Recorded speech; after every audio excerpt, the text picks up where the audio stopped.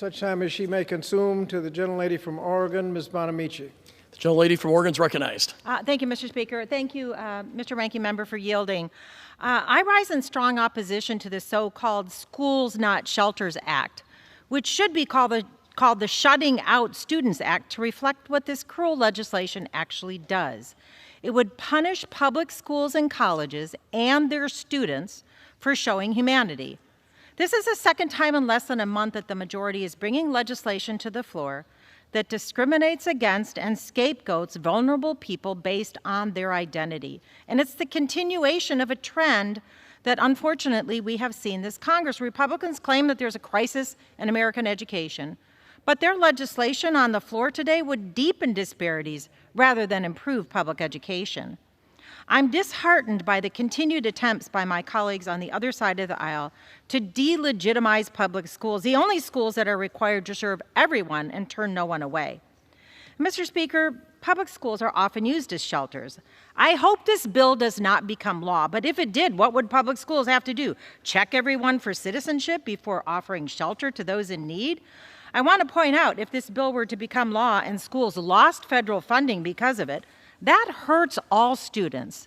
Students, not the people making the decision, the students. Title I funding, for example, is designed to help schools with high populations of low-income students. And Title II supports professional development for educators. IDEA helps students with disabilities. Losing any of that funding would be detrimental to students and educators. For showing humanity toward those in need, I urge my colleagues to check their values before they vote on this. Now, Mr. Speaker, I came to Congress to improve public education and to help all students succeed in college, in school and in college and in life. And I've said repeatedly in committee hearings and in this chamber, I'm ready to come to the table with my colleagues and work on serious solutions to the challenges faced by students and their families. And Mr. Speaker, I know Ranking Member talked about gun violence in schools. When I was home in June, a student said to me, I only have one more week of school, and then it means I got through the whole year without getting shot. Mr. Speaker, that's what's on students' minds. That's what they're concerned about.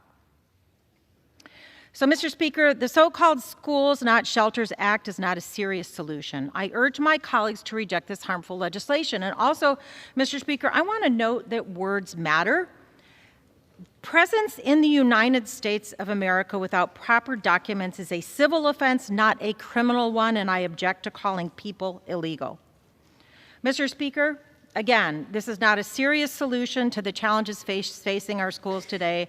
I urge my colleagues on both sides of the aisle to reject this harmful legislation, and I yield back the balance of my time. The gentlelady yields as the gentleman from Virginia Reserve.